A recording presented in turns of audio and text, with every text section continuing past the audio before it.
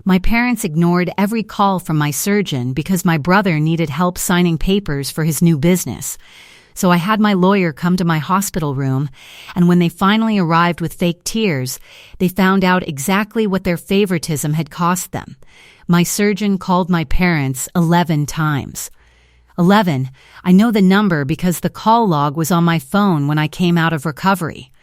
Right there under the notification that my mother had texted me at 1:47 in the afternoon asking if I could sign some papers for Tanner when I was feeling up to it. I had been on an operating table at 1:47. My appendix had already burst. My surgeon had been calling them since 9 in the morning. They did not pick up because Tanner had a loan signing that day and they did not want to leave before it was done. When they finally walked into my room 6 hours after surgery with a bunch of get-well-soon balloons, they found my attorney sitting in the chair beside my bed, and everything they had been planning came apart at once. My name is Rosalie Kent. I am 35 years old.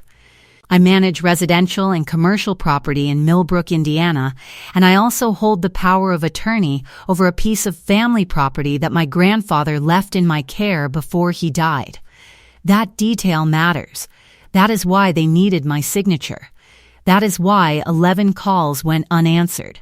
And that is why, when I came out of surgery and picked up my phone and read my mother's text, I did not call them.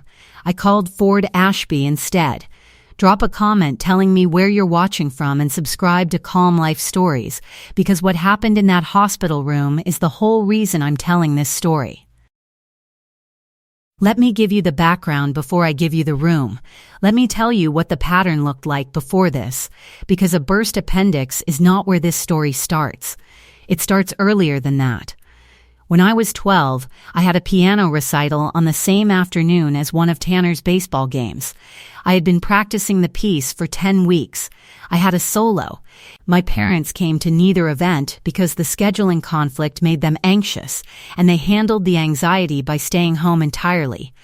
My grandmother's neighbor drove me. She sat in the second row and clapped. I never mentioned it to my parents afterward because I had already learned at 12 that raising it would produce more discomfort for them than for me. And managing their discomfort was not something I was interested in spending energy on. That was the first time I understood the math of how I was valued in that house, not as a number, as a priority ranking that only became visible when there was a conflict. Over the next 20 years, the conflicts were always resolved the same way. Tanner's need, whatever it was, took precedence. My needs, whatever they were assessed for urgency and usually found to be manageable. I was manageable. I had made myself that way because the alternative, being unmanageable, produced attention I did not want and conflict I found wasteful. The property on Millbrook Road was the one place this calculus did not apply. My grandfather Eldon had purchased that land in 1968 and built the house himself over 3 summers. He raised my father there. When he died, he left the property to the family trust with me as the named POA holder. Not Tanner, not my parents. My father had never seemed bothered by this designation.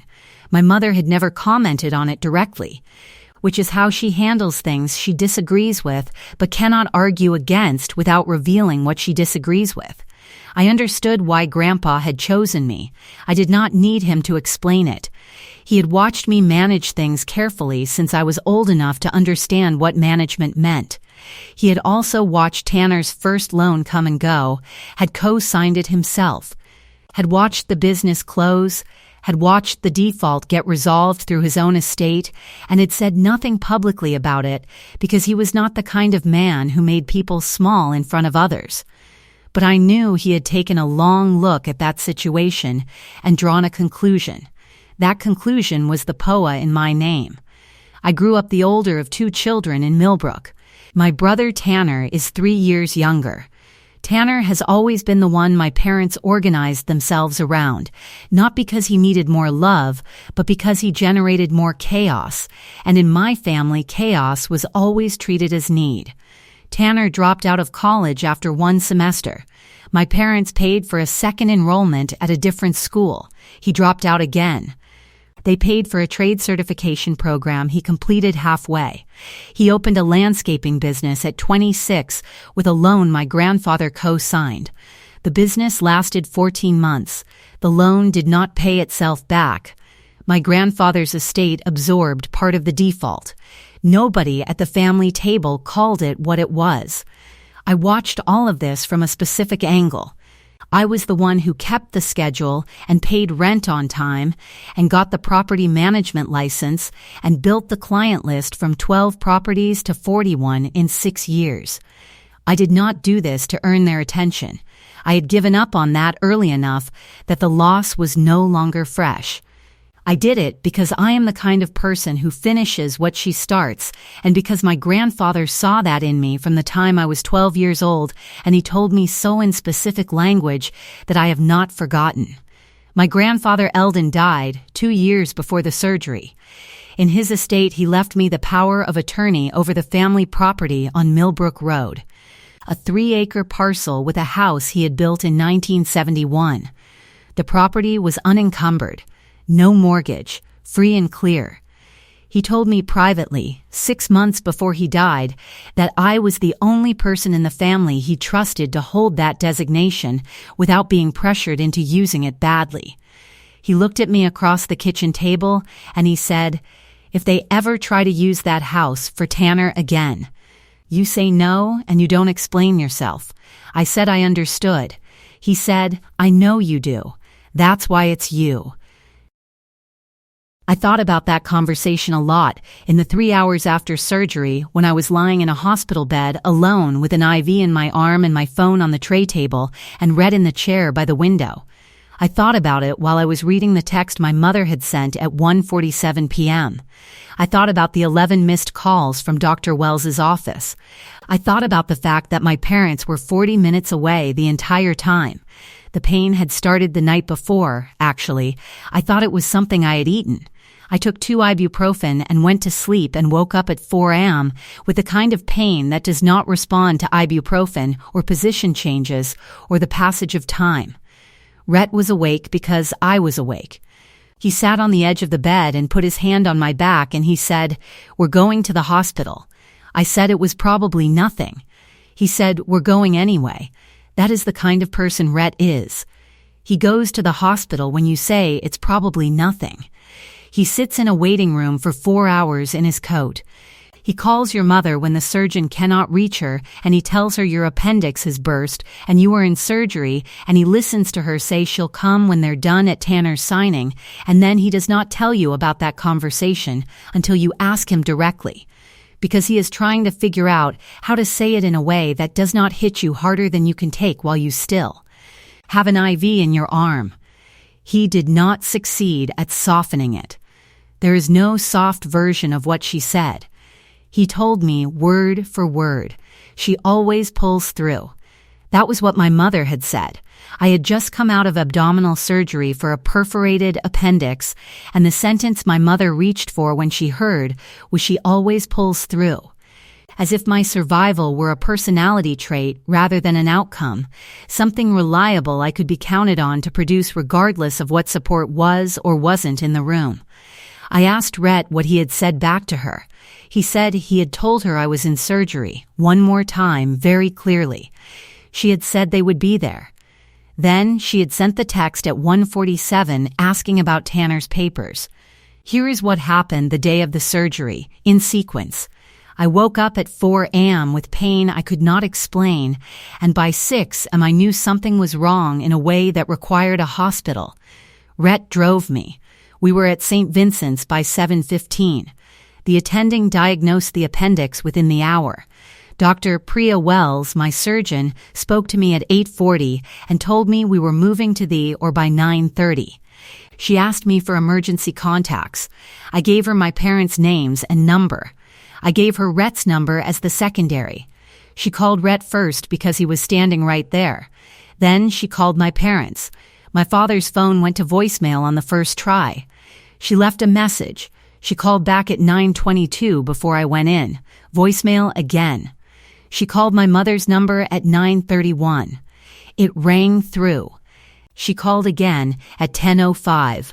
at 10:44, at 11:17, at 11:52, 7 calls before noon, 4 more in the early afternoon from the nursing desk trying to update the family on my status, 11 total. The call log does not lie. Rhett was in the waiting room the entire time. He called my parents himself at 10:30 and got my mother on the second ring. She answered. He told me this after I came out of recovery. He told me he had said, "Corinne, Rosalie is in surgery right now. Her appendix burst. They've been trying to reach you all morning." And my mother had said, and I want you to hear this exactly, "We're at Tanner's signing. We'll come as soon as we're done. She'll be fine, Rhett. She always pulls through. She always pulls through." Rhett told me he had stayed on the line for another few seconds because he could not immediately formulate a response to what he had just heard. Then he said, "Corinne, she is in surgery right now." And my mother said, "I know. We'll be there." And she ended the call. They came at 3:20 p.m. Surgery had finished at 12:47. I had been in recovery for 2 hours and 20 minutes before they walked through the door. If you have ever been in a hospital bed and looked at your phone and understood exactly where you ranked, comment they needed my signature below and subscribe to Calm Life Stories. I had 3 hours in that recovery room before they arrived. 3 hours is a long time when you are lying still with nothing to do but think clearly. I called Ford Ashby at 1:15 p.m. Ford is an estate attorney I have worked with professionally for 4 years. I called him on his direct line, which I had because we had handled 3 property closings together, and he picked up on the second ring.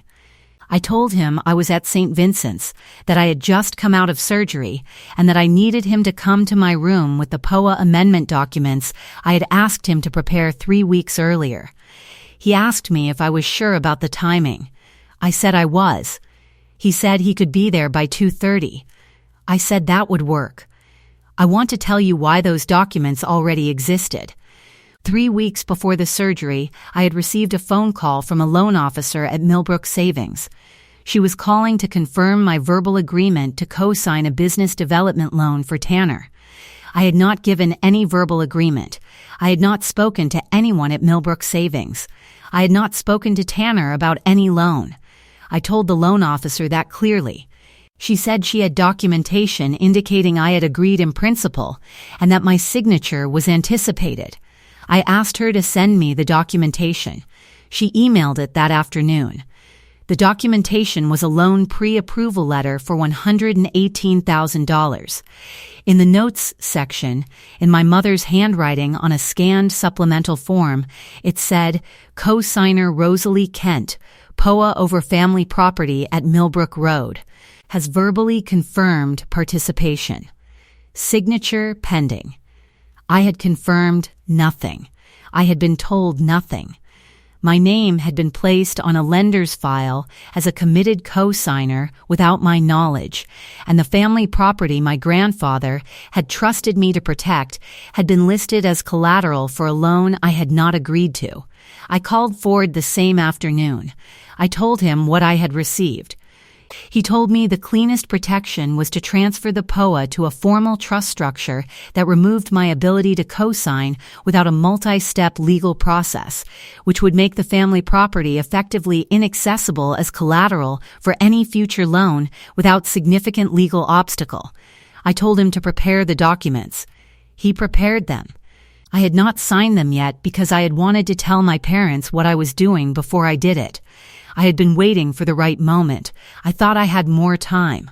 Then I had emergency surgery, and my mother texted me at 1:47 asking for my signature before 5 o'clock, and I decided I had waited long enough. I also found out something else in those 3 hours that made the signing more urgent, not less. Rhett had been busy while I was in the OR. He is a methodical person, and when he does not have something useful to do with his hands, he works with information instead. He had called the loan officer at Millbrook Savings. He told her he was calling on my behalf to clarify the status of the co-signer documentation. She told him the loan offer expired at 5 p.m. that day and that they were still awaiting my signature on the co-sign forms. Rhett asked her how long my co-sign had been listed in the file. She checked. She told him it had been entered as a confirmed pending participant 17 days ago. Tanner's signing appointment had been set for that specific day, at that specific time, because the loan expired that day. The loan expired that day because my mother had given the lender a signature commitment 17 days earlier that she had no authority to give, and the lender had built the approval timeline around a co-signer who had never actually agreed. The entire schedule, the signing appointment, the date, the reason my parents could not leave to come to a hospital existed because of a commitment made in my name without asking me. I am a property manager. My job is to maintain assets and prevent unauthorized encumbrances. What my family had done was attempt to encumber an asset in my care using a fraudulent representation of my consent. And they had done it on a deadline they had created themselves. That is what they needed my signature for. That is what was more important than the 11 calls. Comment they needed my signature if you understand exactly what that means. Subscribe to Calm Life Stories and stay with me, because they're about to walk through the door. Ford arrived in the gray suit he always wore to hospitals, which told me he had done this before, come to a room where someone needed documents witnessed in a situation where they had not planned to need documents. He set the briefcase on the tray table and he did not open it immediately. He looked at me first. "How are you feeling?" he said. "Clear," I said. "I am feeling very clear." He nodded. He opened the briefcase. The documents were 3 pages each. The first was the Poe Amendment transferring the management authority of the Millbrook Road property into a formal trust structure. The second was a restriction notice that would be filed with the county recorder's office preventing any encumbrance on the property without a 60-day waiting period and dual approval. The third was a letter to the lender at Millbrook Savings, notifying them that the co-signer commitment represented in their file was not made by me, had never been made by me, and that any documentation attributing a verbal confirmation of co-sign participation to Rosalie Kent was inaccurate. Ford read each document to me out loud before I signed, not because I needed them read. Because he is thorough, and because thoroughness is what I pay him for, and what he gives me whether I ask for it or not. I signed my full name on each signature line. I signed clearly. My hands did not shake. The pain medication had taken the edge off the physical situation, but I was not foggy. I was the most present I had been all day. When I finished signing the third document, Ford witnessed it, Rhett witnessed it, and Ford added the date and his notary seal. He put everything back in the briefcase except the certified copy, that he placed on the tray table to the right of my water cup where it would be visible from the door. Then Ford sat down in the chair by the wall, set his legal pad on his knee, and waited. He did not check his phone. He did not make small talk. He sat in the chair with the legal pad, and he waited the way a person waits when they know what is coming and they want to be present for it. I had always liked Ford for this quality specifically. He understood that some situations require a witness, and that being a good witness means not filling the room with yourself. Ford arrived at 2:28. He was in a gray suit with his briefcase, and he nodded at Rhett and set the briefcase on the tray table and opened it and laid out 3 documents. The nurse, June, was in the room doing a vitals check when he came in. She looked at the documents and she looked at me and she did not say anything. She finished the vitals and wrote them down, and she left without making it obvious that she had clocked everything, but I knew she had. I signed all 3 documents. Ford witnessed each one. Rhett witnessed the third. Ford dated everything, countersigned, and put the originals back in his briefcase. He left 1 certified copy on the tray table beside my water cup. Then Ford sat down in the second chair, the one by the wall, and he took out his legal pad and he waited. At 3:20 p.m. the door opened. My mother came in first.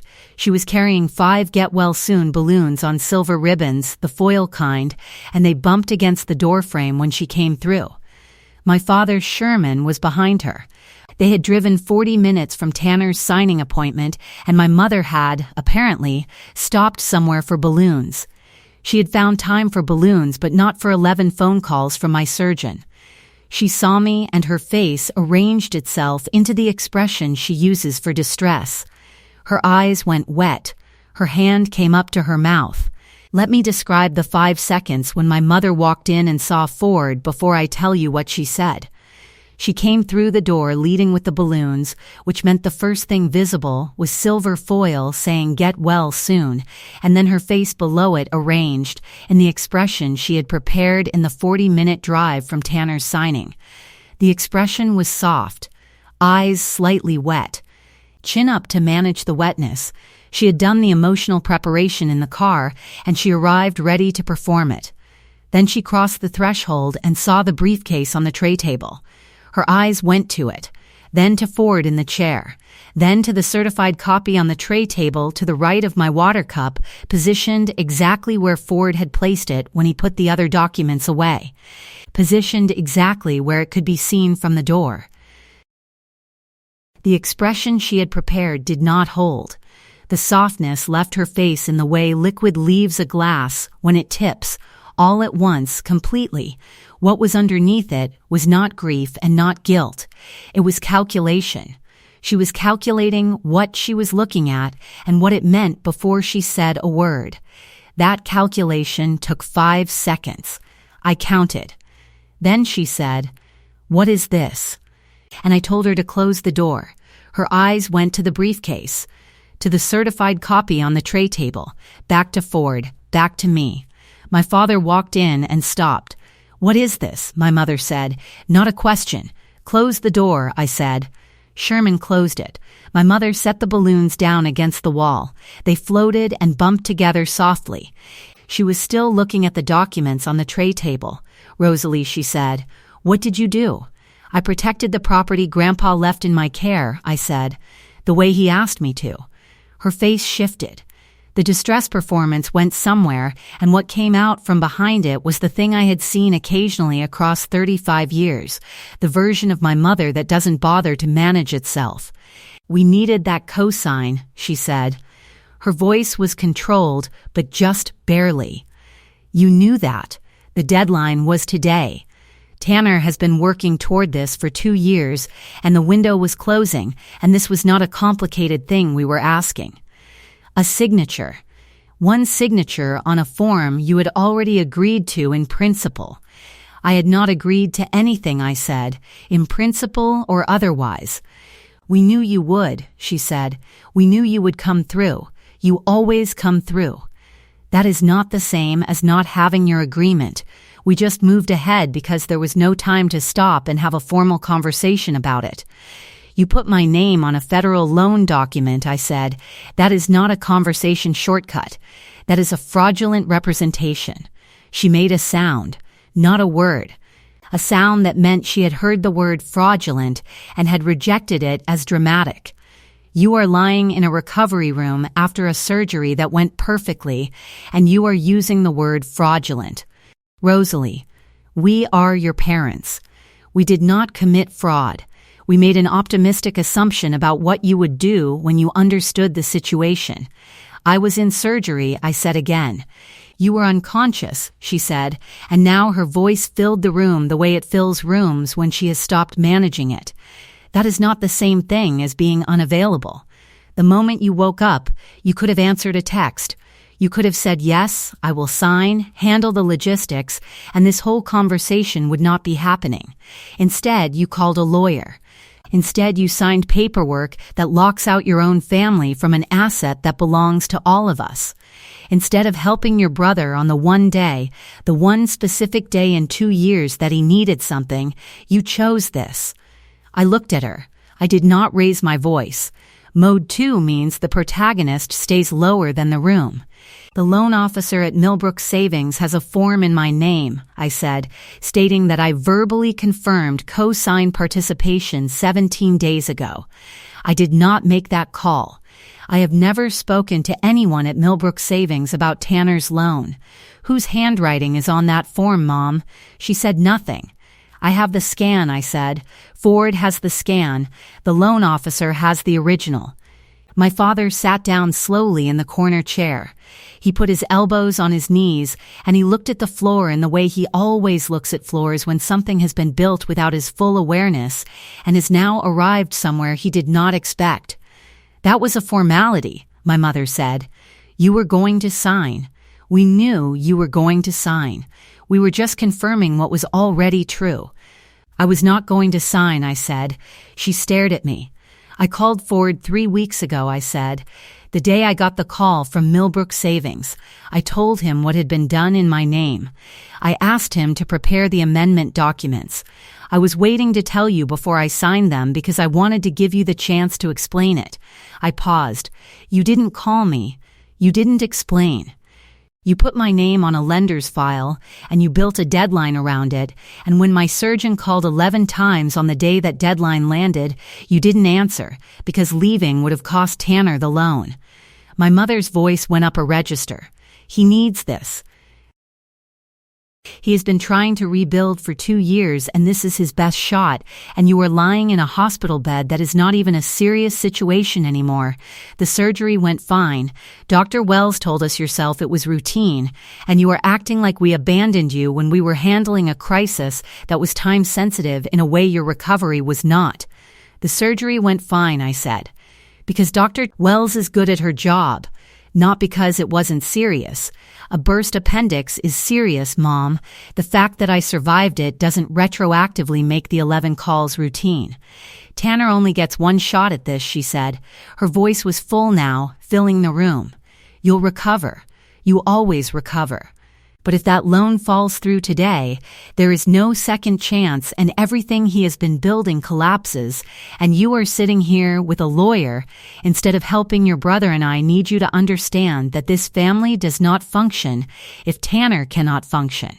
There it was, full sentence, on the record.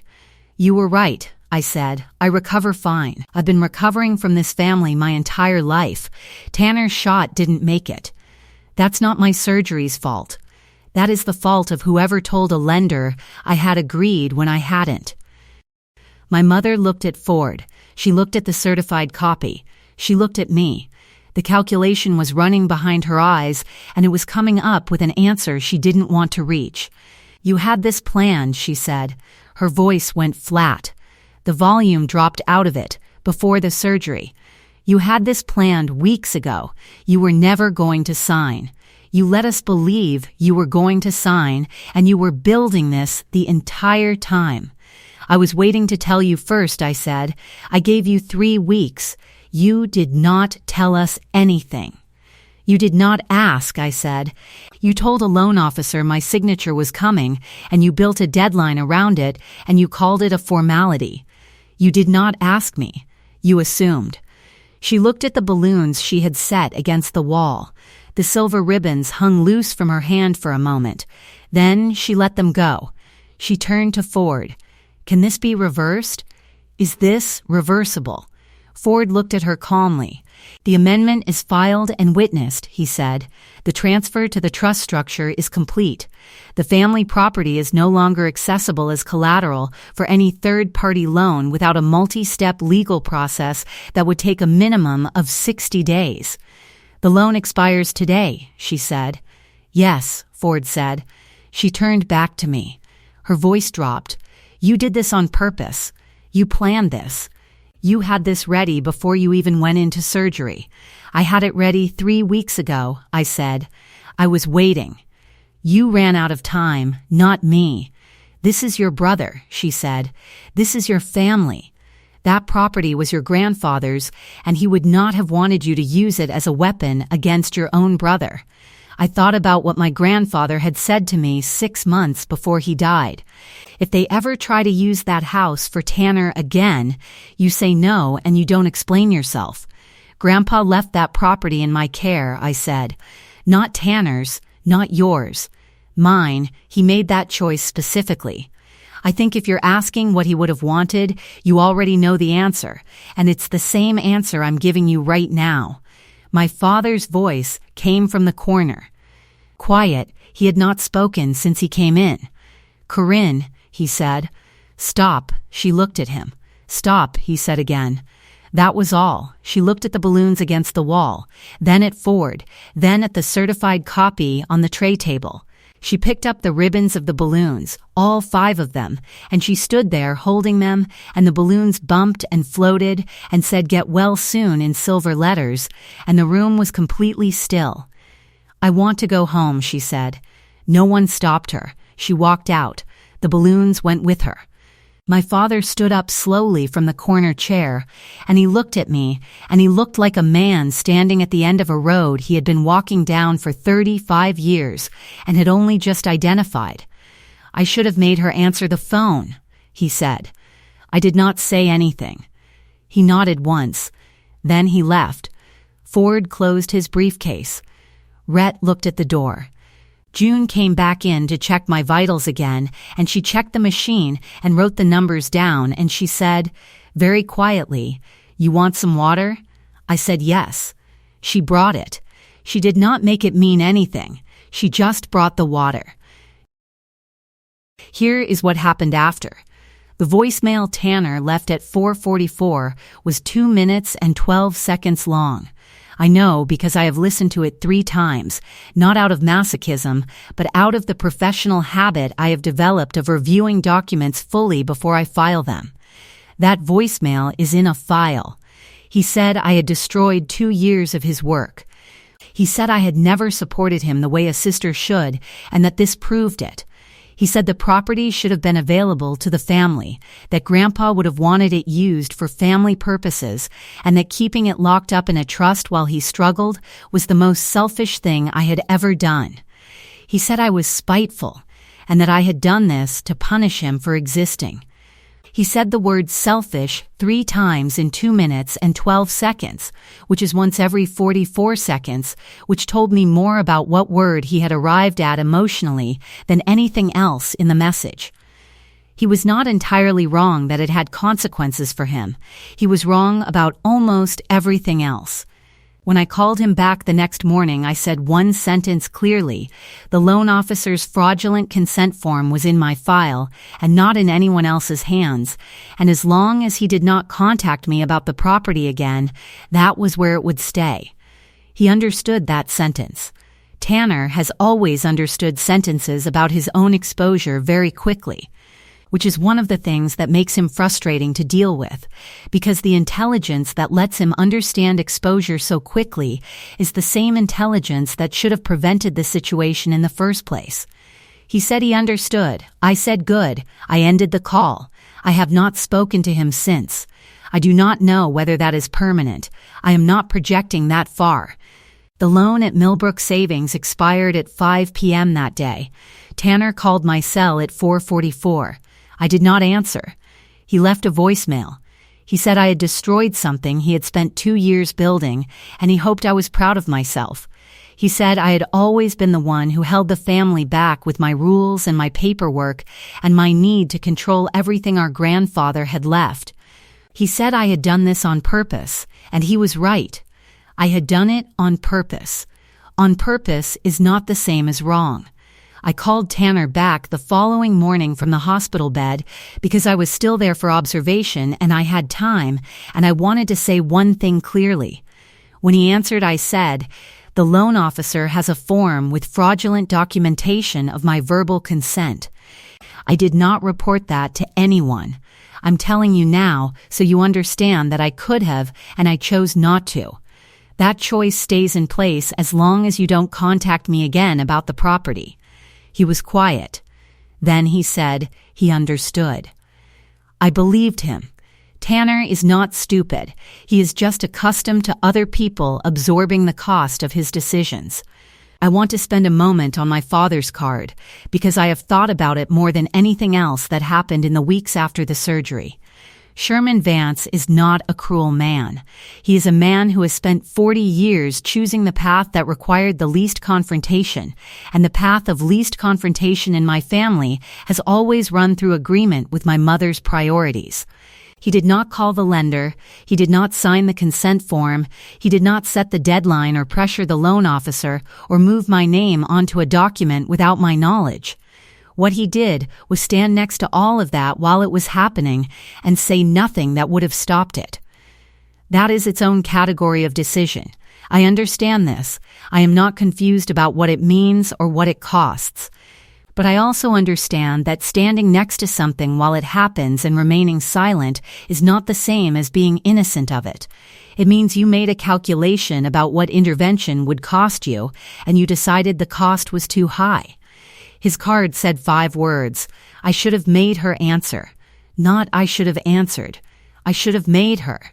He was not confessing to a failure of his own action. He was confessing to a failure of influence over hers. It was honest. It was accurate. It was the most self-aware sentence I had received from my family in 35 years, and it arrived written in pen on a plain card, unsigned, slipped into my mail slot without knocking. I put it in the file drawer. I put it in the same drawer as the property documents because in my organizational system documents that tell the truth go together. My parents called twice in the 2 weeks after I was discharged. I let both calls go. My mother left a voicemail on the second one.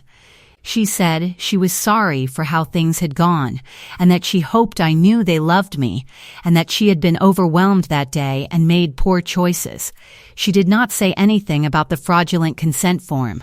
She did not say anything about the 17 days she had been telling a lender my signature was coming. She said she had been overwhelmed. I noted the difference between that and an apology. My father sent a card. It was a simple card, no occasion printed on the front, just blank paper inside, and he had written 5 words I should have picked up. 5 words. The truest thing he had said in years. I kept the card. I put it in the same file drawer where I keep property documents that matter. Ford had one more piece of news for me 2 months after the surgery. The fraudulent consent form had been reviewed by the lender's compliance department after the loan fell through, apparently as part of a routine audit. The compliance officer had flagged my mother's handwritten notation as a potential misrepresentation of a third-party commitment. The bank had sent a letter to my parents. Ford showed me a copy. The letter requested clarification and noted that knowingly misrepresenting a co-signer's consent on a loan application carried specific legal consequences under Indiana banking law. I don't know what my parents said in response. That was their document, not mine. But I know what it feels like to have a record that tells the truth without you having to say it twice. My grandfather knew what he was doing when he put that POA in my name. He knew what kind of person I was, and he knew what the alternative looked like. He had already watched the alternative play out once with Tanner's first loan. He did not want to watch it again. He made sure someone was in the way of it. I was in the way of it from a hospital bed with an IV in my arm and a lawyer in the chair beside me. It was not the position I had planned for. It was the position the situation required. 6 months after the surgery, I planted a vegetable garden on the Millbrook Road property. I go there on Sunday mornings. The house is rented to a retired couple who keep it extremely well. The garden is along the south fence where the light runs long in summer. It is mine. It is mine because my grandfather trusted me and because I kept that trust even when keeping it was inconvenient for everyone else. They needed my signature. They built an entire deadline around it. The day the deadline landed, I was on an operating table and I did not have a signature to give. But I had something better. I had 3 hours after surgery and a phone and a lawyer who answered on the second ring. The signatures that got signed that day were not the ones they were counting on. The garden along the south fence of the Millbrook Road property has done well this summer. The retired couple in the house, the Orowans. are careful and quiet, and they trim the hedges the way the hedges prefer to be trimmed, which is lightly and often rather than aggressively and rarely. Mr. Orrin asked me once if I wanted to grow tomatoes in the side plot. I said yes, they grew well. He left a paper bag of them at the gate one Sunday with a note that said, "More than we can use. Thank you for letting us be here." I put the note in the same drawer as my father's card. My grandfather knew what he was doing. He put that POA in my name because he had watched what I did with things I was trusted with, and he had watched what Tanner did with them, and he had drawn the only conclusion that the evidence supported. He was not punishing Tanner. He was protecting the land he had built with his own hands over 3 summers from the outcome he knew was coming if he left it unprotected. He told me to say no and not explain myself. I said no. I explained myself in this story because I think you deserve the full account, but when it mattered, in that hospital room, with my mother holding 5 get-well-soon balloons and her voice filling the space between the beds, I did not explain. I said what I had signed and when I had signed it, and I let the documents say the rest. The documents said everything they needed to say. They needed my signature on something that would have cost me everything my grandfather trusted me to protect. What they got instead was a different set of signatures entirely. Mine, on documents that made sure no version of this conversation would ever need to happen again. Comment, they needed my signature if you have been the person in your family whose name gets used without asking. Subscribe to Calm Life Stories and share this with someone who has spent too long being the co-signer for other people's plans without being asked first. I'll see you in the next one.